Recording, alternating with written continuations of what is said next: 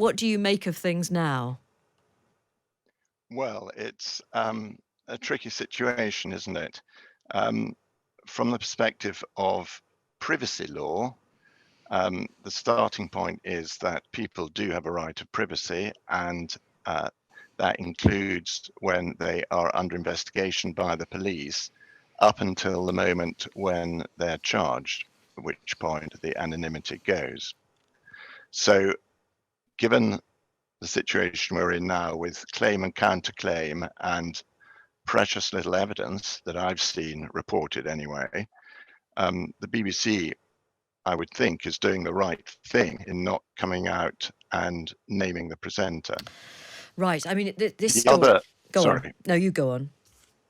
Okay, no, I was just going to say the other sort of long-standing principle that sometimes gets lost in all of this is that, of course, in England, although not actually in most European countries, but in England and Scotland, the position is that a person is innocent until they're proven guilty.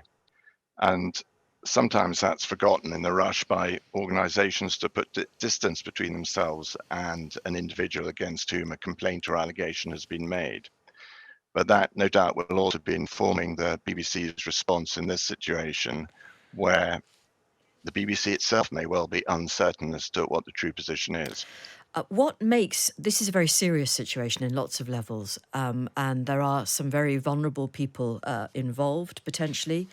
So we have to tread carefully. But there are also elements of farce here because we've got BBC News operating in the way it absolutely should and doing some rigorous reporting, and actually now reporting, and not for the first time, on itself and on somebody who works for the BBC.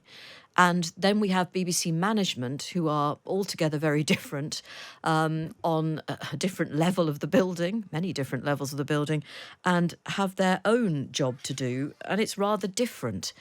It couldn't really get any more complicated, could it? Well, no, I watched the 10 o'clock news last night, which was a bizarre and slightly Kafkaesque experience.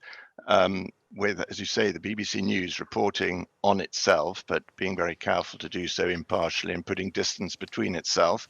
I mean, a mischievous observer might think that the news team quite like putting the BBC management to the sword, but I'm sure they're doing their best to report it as best they can.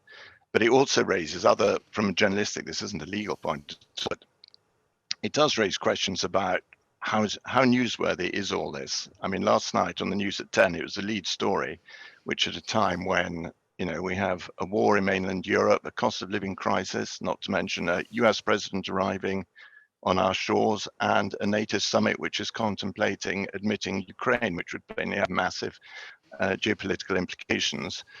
And yet the lead story was about this benighted presenter and his inappropriate conduct. Do you think that on the whole, the BBC has handled this as well as could be expected? I do. I think it's quite interesting to compare and contrast with how Philip Schofield was treated at a rival broadcaster. That was a different situation, of course, in that, as I understand it, Mr. Schofield wasn't disputing the facts.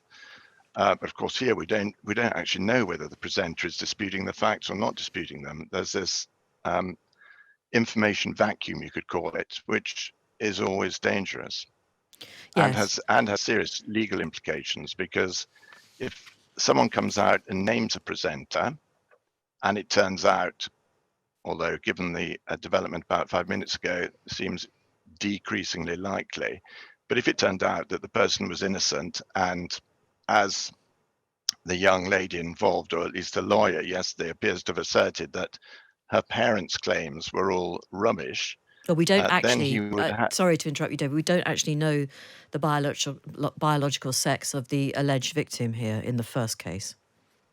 Oh, right, okay. Um, but if it turned out that the presenter was innocent, then he would have and he was named, he would then have a claim in defamation. You may remember some years back the Christopher Jeffries case down in Bristol, where he was arrested for the murder of a young lady, a tenant of his, I think. Yeah. And he was arrested, never charged. He was monstered, Mm. i.e., he was plastered across the front page of all the tabloids as a suspect, if not the actual murderer. Um, and when it turned out that they had the wrong man, he then sued, I think, 8 publications in libel successfully.